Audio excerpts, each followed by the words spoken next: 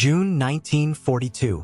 Somewhere in the black waters of the Solomon Sea, the Imperial Japanese Navy submarine I-27 sliced silently through the current, its diesel engines humming low, its steel hull sweating condensation in the humid darkness. Inside, the air was thick with oil and metal and laughter. Commander Toshiaki Fukumura leaned back in his narrow chair, a cigarette dangling from his fingers. Around him, a few of his officers smirked as they passed around a crumpled intelligence report captured months earlier near Java. Details of a new American detection device that supposedly could locate ships and planes in total darkness. Radar, Fukumura read aloud, tasting the foreign word with amusement. They think radio waves can see through the night? The others chuckled. The Japanese Navy prided itself on its night fighting skills. Decades of training with powerful optics and superb torpedo tactics had made them masters of darkness. They didn't need a machine to fight at night. Fukumura stubbed his cigarette out and stood. "Let the Americans play with their toys," he said, straightening his cap. "When they face the long lance, we'll see how far their invisible eyes can see." Outside the hull, the Pacific stretched endlessly, black, silent, and ancient. The men of I-27 believed they ruled this domain. But somewhere, hundreds of miles east, American engineers were assembling something that would soon change everything. A secret so simple, yet so revolutionary, it would rewrite naval warfare forever. On a small destroyer off Guadalcanal, a different kind of crew worked through the night. Their ship, the USS Fletcher, carried a bulky, strange-looking array mounted on its mast, the SG Surface Search Radar. It was crude by modern standards, a spinning dish of electronics and cables, but to the young technicians gathered around its glowing green screen, it was magic. "Contact, bearing 275. One of them whispered, watching a faint blip shimmer into view. Lieutenant Commander William Cole stepped forward, eyes narrowing. "That's no island," he said quietly. For the first time in history, a U.S. warship had spotted an enemy submarine, not by sight, not by sound, but by radar. The Americans moved in silence, cutting their engines and gliding over the dark water. The crew's nerves buzzed with anticipation. At 2:43 a.m., the searchlights snapped on, slicing through the night, and there she was, a black shadow on the surface, the outline of I-27. "Fire!" The Fletcher's guns roared. Shells ripped through the air, smashing into the submarine's conning tower. Japanese sailors scrambled in panic, their laughter from weeks before now replaced by chaos and disbelief. The submarine began to list, flames licking along its deck. Commander Fukumura shouted orders that were drowned out by the thunder of 5-inch guns. Within minutes, I-27 slipped beneath the waves, another victim of what the Japanese had dismissed as an American toy.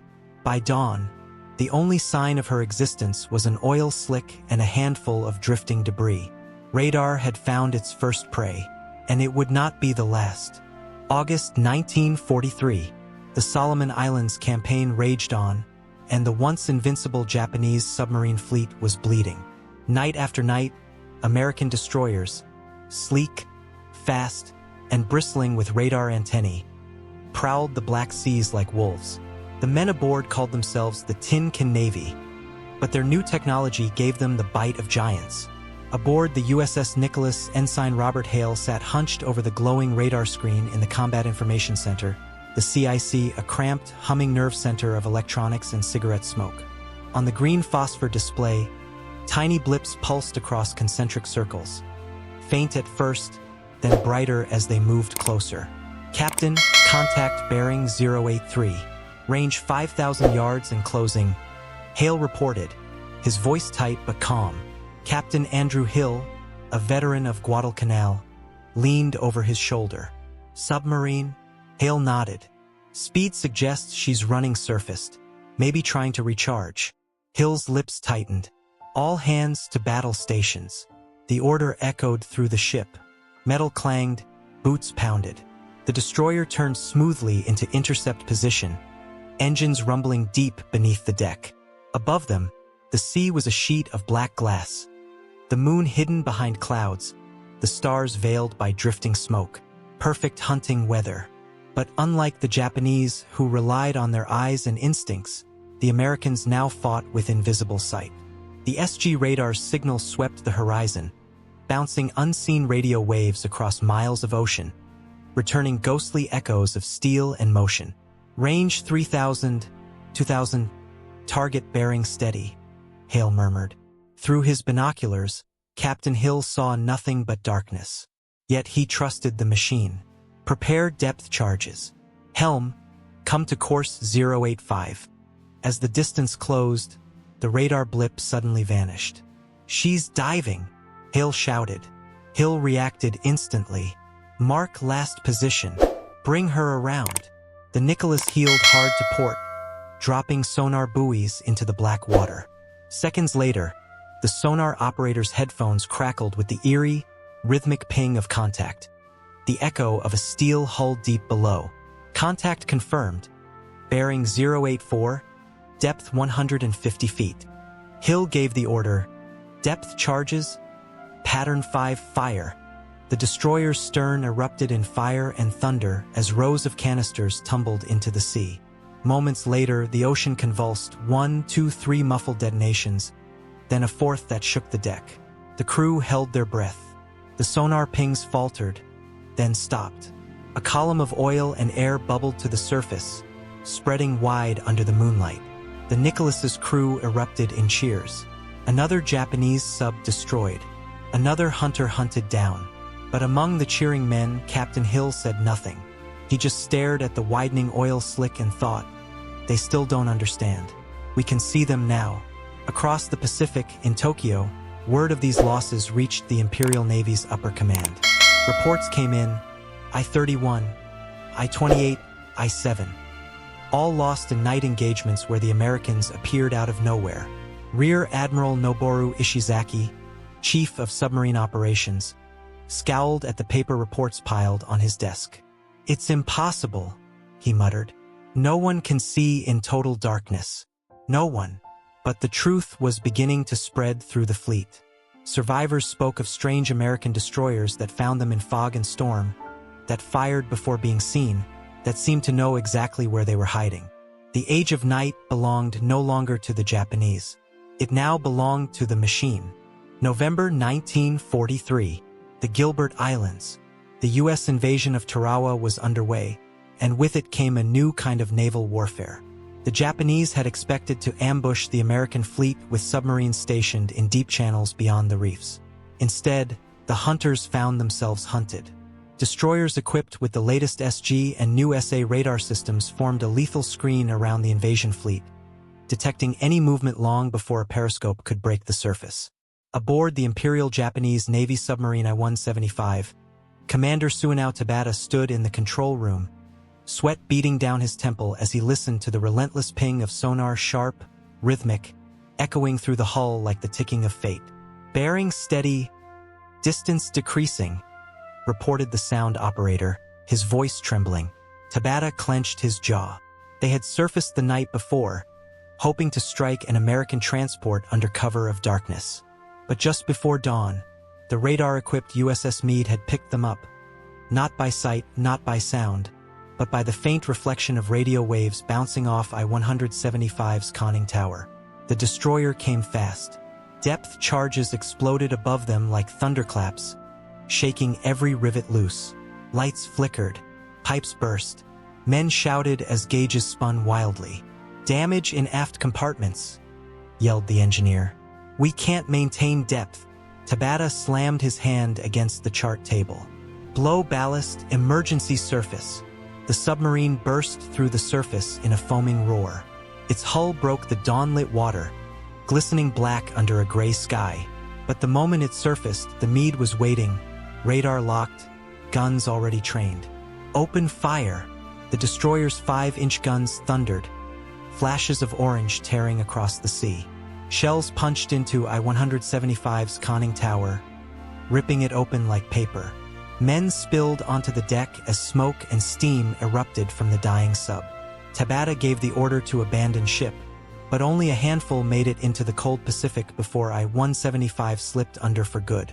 From the bridge of the Meade, Lieutenant Commander Frank Jarvis watched the wreckage fade beneath the waves. He turned to his radar officer, a young ensign barely out of training.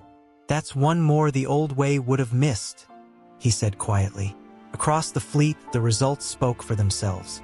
Between late 1943 and mid-1944, radar-guided American destroyers destroyed or crippled dozens of Japanese submarines. The once feared undersea hunters, who had roamed freely across the Pacific in 1941 and 1942, were now trapped, stalked by unseen eyes that could pierce the night. Japanese naval doctrine, built on the art of stealth and surprise, was unraveling.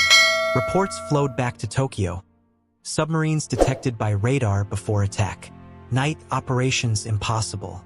At the Naval Staff College, instructors who once dismissed radar as child's play now demanded urgent study of captured American models. The laughter that had filled briefing rooms 2 years earlier had turned into grim silence. Rear Admiral Ishizaki read the latest report from Truk Lagoon, where his last operational subs were taking refuge. The paper trembled in his hands. "We cannot fight what we cannot see," he whispered. January 1944, midway between Truk and the Marshall Islands. The night was moonless, a black ocean under a blacker sky. The destroyer USS Charles Osborne, flagship of Captain Arleigh Burke's famous Little Beaver's squadron, cut through the swells at 20 knots. Wind whipped over the deck, scattering spray against the bridge windows. Inside the Combat Information Center, the glow of radar screens painted the men's faces green. Burke leaned over the SG radar scope, his finger tracing a faint crescent of dots moving slowly across the display. "3 contacts, line astern," he said. "Probably a picket line of enemy subs." The radar operator nodded, adjusting the gain to filter out sea clutter. "Range 12 miles and closing. They don't even know we're here." Burke smiled thinly. "They will soon." The squadron fanned out, Dyson, Claxton, and Spence, all radar-guided, all built to kill silently. Their orders were simple: intercept, engage, destroy.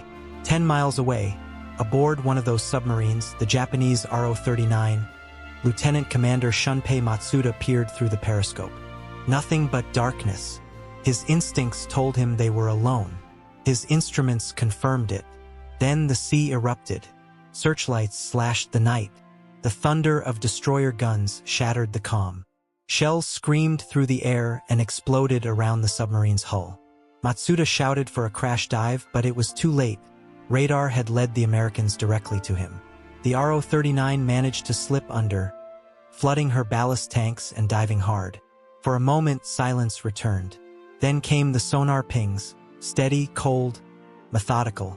Each ping a heartbeat counting down to death. Bearing 310, depth increasing. The sonar operator on the Charles Osborne reported. "Pattern fire, 20 charges," Burke ordered. Depth charges rolled off the rails and plunged into the sea. Seconds later, the ocean convulsed with a series of crushing explosions. When the water settled, a plume of oil spread slowly across the surface. Burke turned from the bridge window, his face grim. "Radar gives us eyes," he said quietly to his exec. "But it doesn't make this any easier." By dawn, the Little Beavers had claimed 3 confirmed kills. For the first time in naval history, radar had turned the night into an American advantage, a total reversal of everything the Japanese Navy had built its confidence on. In Tokyo, word of the defeats filtered up the chain of command. The once proud submarine officers, who had mocked American technology as a novelty, now spoke of it with fear. At a closed meeting in late February, Vice Admiral Shigeru Fukudome, Chief of Staff of the Combined Fleet, stood before a room of grim-faced commanders. "Radar," he said, the word bitter in his mouth, "has changed the nature of war. The Americans see what we cannot. Until we match that, every night is theirs." But matching it proved impossible. Japan's industrial base was already strained to breaking. Aluminum and copper shortages crippled electronics production. Their own radar systems, crude, unreliable, often malfunctioning in tropical heat, lagged years behind. Even when installed, few submarine crews trusted them. Old habits and old pride died hard. Meanwhile, the Americans only grew deadlier. Radar was now linked to fire control computers, allowing destroyers to track and hit targets beyond sight. Aircraft carriers used it to vector night fighters against incoming raids. The toy had become the most powerful weapon of the war. Not a gun, not a bomb, but information. June 1944, the Philippine Sea. It was just before midnight when the Imperial Japanese Navy submarine I-184 crept eastward at periscope depth, its diesel engines throbbing low and steady. Commander Hiroshi Hori stared through the scope, his eyes scanning the horizon for the faintest sign of movement. The night was calm, no moon, no wind, perfect for stalking. But something felt wrong. The sea seemed alive, not with light, but with presence. "Sonar contact," reported the operator suddenly, his voice tight. "Bearing 095, closing fast." Hori's head snapped toward him. "Impossible. There's no moon. They can't see us." Yet the sound grew louder. Above the water, the destroyer USS Melvin bore down at flank speed. Her radar had locked onto a moving blip 5 miles out, a ghostly echo rising from the waves. The Combat Information Center fed continuous data to the helm. "Target range decreasing. Recommend depth charge run." Within minutes, Melvin's deck guns roared to life. The first salvo missed, but the second bracketed the submarine perfectly. Explosions rolled through the sea like thunder. Below, I-184 lurched violently. Light bulbs shattered. Men screamed as water burst through ruptured seals. "Dive deeper," Hori shouted, but it was too late. Another pattern of depth charges detonated close astern, tearing open the pressure hull. The lights flickered once, then died. As the submarine sank into the black, the men inside were swallowed by silence. Radar had seen them before they had even known danger was near. Across the Pacific, scenes like this played out night after night. The once proud Japanese submarine fleet, which had once prowled the waters of Pearl Harbor, the Indian Ocean, and the Aleutians, was being erased. By the end of 1944, over 100 Japanese submarines had been sunk. On the American side, radar-equipped destroyers became legends. The Fletcher, the Charles Osborne, the Radford, the Meade. Crews called their radar the eye that never sleeps. What the Japanese had once mocked as unproven and childlike had become the very reason they could no longer hide. By early 1945, the Imperial Navy's submarines were no longer hunters. They were ghosts hiding, running, dying unseen. In a final report to the Naval General Staff, Rear Admiral Ishizaki wrote, "The enemy has turned the darkness itself into a weapon. Their eyes reach farther than the horizon. No vessel can move unseen. No shadow can hide. The age of the invisible attack is over." When Japan surrendered in August 1945, a handful of surviving submarine commanders gathered at Yokosuka Naval Base. Many stared out to sea in silence, the waves glinting under a late summer sun. Commander Fukumura, one of the few veterans from the early days of the Pacific War, spoke quietly to a younger officer beside him. "They said radar was a toy," he murmured half to himself. "But in the end, it saw everything." The younger man said nothing. He didn't need to. They both knew that the ocean, once Japan's greatest ally, had turned against them. From that point forward, the lessons of radar warfare would define the modern age. The power of detection, the supremacy of information, and the death of invisibility. The laughter that had echoed in the steel hulls of submarines in 1942 had long since vanished, replaced by the hum of machines that could see through darkness itself. And for those who had mocked the Americans' toy, the realization came too late. The ocean still remembers their echoes, faint, distant, and forever silent.